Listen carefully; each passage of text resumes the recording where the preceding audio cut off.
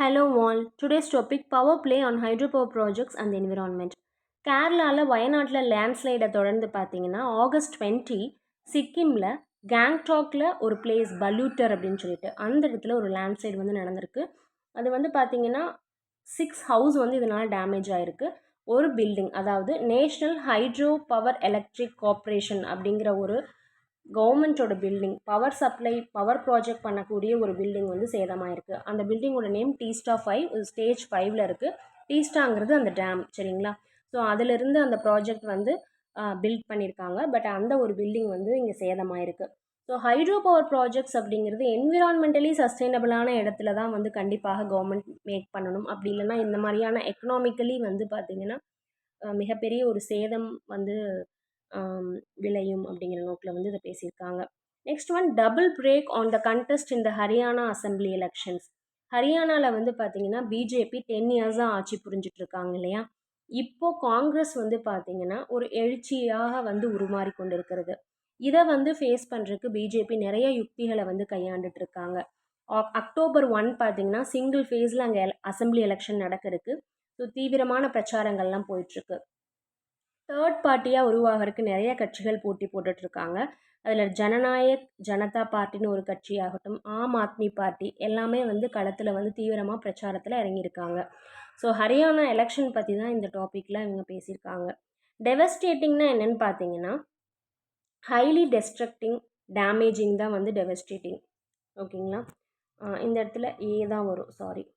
Devastating இந்த sense வந்து பார்த்தீங்கன்னா ஹைலி டெஸ்ட்ரக்டிங், டேமேஜிங், அதாவது ஒரு அழிவை ஏற்படுத்துகிறதா வந்து டெவஸ்டேட்டிங். அதே மாதிரி ஒருத்தரை ஷாக் பண்ணி அப்செட் ஆக்குறதுமே வந்து டெவஸ்டேட்டிங் தான்.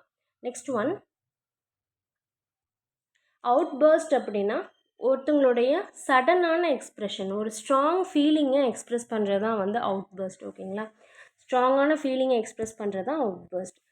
வெடித்து எழுதல் அப்படின்னு சொல்லுவாங்க இல்லையா? நம்மளுடைய உணர்ச்சிகள் வந்து வெடித்து வெளிப்படுத்துகிறது தான் வந்து அவுட்பர்ஸ்ட். கிளாசியல் அப்படிங்கிறது கோல்டான இடம், எக்ஸ்ட்ரீமாக கோல்டாக இருக்கிறத சொல்லுவோம். கிளாசியர் அப்படின்னா பனிப்பாறைன்னு சொல்லுவோம். ஸோ அந்த பனிக்கட்டியால் ஆன அந்த பனிப்பாறையான விஷயங்களையுமே வந்து கிளாசியல்னு சொல்லுவோம். ட்ரிபியூட்டரி அப்படிங்கிறது துணை நதி, சரிங்களா? ஒரு ஸ்மால் ரிவர் வந்து ஒரு லார்ஜர் ரிவருக்குள்ளே ஃப்ளோ ஆகுது இல்லையா? அந்த நதியை தான் ட்ரிபியூட்டரி, கிளை நதிகள்னு சொல்லுவோம். அன்டியூலேட்டிங் அப்படிங்கிறது அலை அலையாக, அதாவது ஸ்மூத்தாக ரைஸ் ஆகி ஃபால் ஆகும். அலைகள் எப்படி ஸ்மூத்தாக ரைஸ் ஆகிட்டு அப்படியே அது ஃபால் ஆயிடும் இல்லையா? அதுதான் வந்து அன்டியூலேட்டிங், அலை அலையான ஒரு விஷயம். போல்ஸ்டர்னா சப்போர்ட் பண்ணி என்கரேஜ் பண்ணி ஒரு விஷயத்தை வந்து ஸ்ட்ராங் ஆக்குறது, மேக் ஸ்ட்ராங்குமே வந்து போல்ஸ்டர் தான். இன்னொரு மீனிங் நவுனில் சொல்லணும் அப்படின்னா லாங்கான திக் பில்லோவையும் நம்ம வந்து போல்ஸ்டர்னு சொல்கிறோம். இன்கம்பென்சி அப்படிங்கிறது பதவிக்காலம், சரிங்களா? ஒரு ஆஃபீஸில் நீங்கள் வந்து ஒரு பொறுப்பில் இருக்கக்கூடிய, ஒரு ஆட்சியில் இருக்கக்கூடிய பதவிக்காலத்தான் இன்கம்பென்சின்னு சொல்லுவோம். ரீசர்ஜென்ட் அப்படிங்கிறது மறுமலர்ச்சி. அன்டர்ன்ட் அப்படின்னா மாறாதது, சரிங்களா?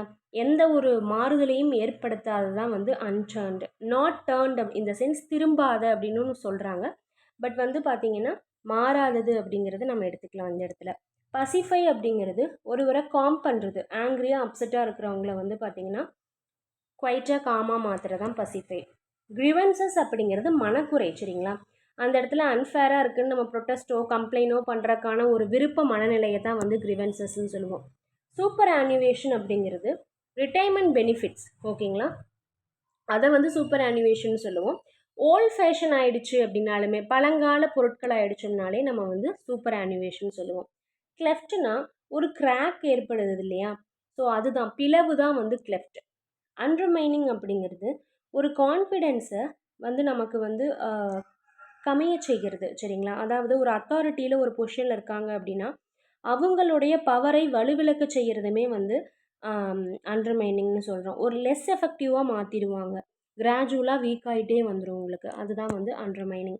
கன்சாலிடேட்டட் அப்படிங்கிறது வந்து பார்த்திங்கன்னா ஸ்ட்ராங் ஆக்கிறது, சரிங்களா? ஒன்று மேக் ஸ்ட்ராங், இல்லைனா பிகம் ஸ்ட்ராங், அதுவாகவே ஸ்ட்ராங் ஆகும், இல்லை ஸ்ட்ராங்காக உருவாக்குறது, ரெண்டுமே வந்து கன்சாலிடேட்டட். அதே மாதிரி ஒரு திங்ஸை வந்து இணைக்கிறது, ஒன்று சேர்த்து இணைக்கிறதுமே வந்து கன்சாலிடேட்டட்னு சொல்கிறோம். இம்ப்ளிகேஷன்ஸ்னால் விளைவுகள், கான்சக்வன்ஸ் தான் வந்து இம்ப்ளிகேஷன்ஸ். நெக்ஸ்ட் ஒன், போலரைசேஷன் அப்படிங்கிறது ஆப்போசிட் ஒப்பீனியன்ஸ் உள்ள மக்களை வந்து செப்பரேட்டாக பிரிக்கிறது, சரிங்களா? இரண்டு குழுக்களாக பிரிக்கிறது தான் வந்து போலரைசேஷன். நெக்ஸ்ட் ஒன் ரூட் அப்படின்னா என்னென்னு பார்த்தீங்கன்னா, ஒருத்தங்களை கம்ப்ளீட்டாக வந்து டிஃபீட் பண்ணுறது ரூட்டுன்னு சொல்கிறோம். சரிங்களா? செகண்ட் மீனிங் என்னென்னு பார்த்தீங்கன்னா, ஒரு லைட் வேவ்ஸ் இருக்குது அப்படின்னா, அதை வந்து சிங்கிள் டைரெக்ஷனில் வைப்ரேட் ஆக வைக்கிறதாகட்டும், இல்லை வந்து அதை ஊடுருவ செய்கிறதாகட்டும், அதையும் நம்ம ரூட்டுன்னு சொல்கிறோம். ஸோ 2 மீனிங் இருக்குது. ஒருத்தங்களை கம்ப்ளீட்டாக டிஃபீட் பண்ணுறது, ஒரு லைட் வேவ்ஸை சிங்கிள் டைரெக்ஷனில் வந்து வைப்ரேட் பண்ண வைக்கிறது. So tomorrow certain words learn பண்ணிக்கலாம். Thank you. Have a nice day.